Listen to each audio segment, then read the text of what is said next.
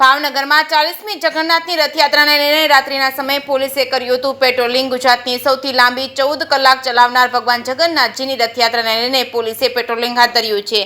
SP, DYSP, PI, PSI, SOG, LCB સહિતનો police કાફલો પેટ્રોલિંગમાં જોડાયો હતો। સંવેદનશીલ વિસ્તારમાં ફૂટ પેટ્રોલિંગ પોલીસ દ્વારા કરવામાં આવ્યું હતું। છેલ્લા 1 વર્ષમાં થયેલા ગુનાઓનું એસ્ટિમેટ કરી મુજબ જરૂર મુજબ અસામાજિક તત્વોની અટકાયત કરી તેમજ રથયાત્રાના રૂટમાં રોડ રસ્તાનું રિપેરિંગ, મકાનનું રિપેરિંગ અથવા તો નવા બિલ્ડિંગ ચણાતો હોય તેને તાકીદ કરવામાં આવશે।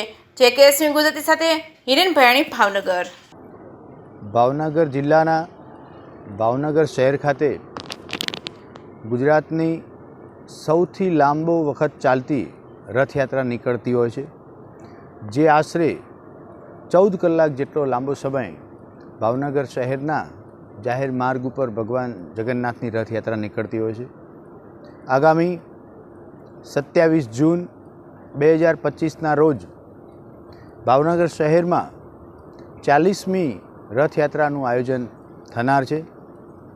આ આયોજનના ભાગરૂપે આજે તારીખ 31 મે 2025ના રોજ ભાવનગર શહેર ડિવિઝનના ડીવાયએસપી શ્રી સિંઘાલ તથા શહેરના તમામ પોલીસ સ્ટેશનના થાણા ઇન્ચાર્જ, તમામ પીએસઆઈ શ્રી, ડિસ્ટાફના પોલીસ કર્મચારીઓ, એલસીબી અને એસઓજીના તમામ અધિકારી કર્મચારીઓ સાથે રાખી સમગ્ર રૂટ ઉપર વાહનો દ્વારા પેટ્રોલિંગનું એક આયોજન કરવામાં આવેલું છે।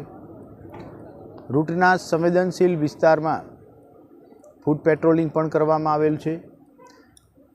અગાઉથી તૈયારી કરવાનો મુખ્ય મકસદ 17.5 કિલોમીટર જેટલા લાંબા રથયાત્રાના રૂટ ઉપર કોઈક જગ્યાએ રસ્તાનું રિપેરિંગનું કામ ચાલતું હોય, રસ્તાની બાજુમાં જૂના કોઈ મકાનોનું રિપેરિંગનું કામ ચાલતું હોય કે નવા કોઈ બિલ્ડિંગ બની રહ્યા હોય તેનું એસેસમેન્ટ કરવાનું હતું।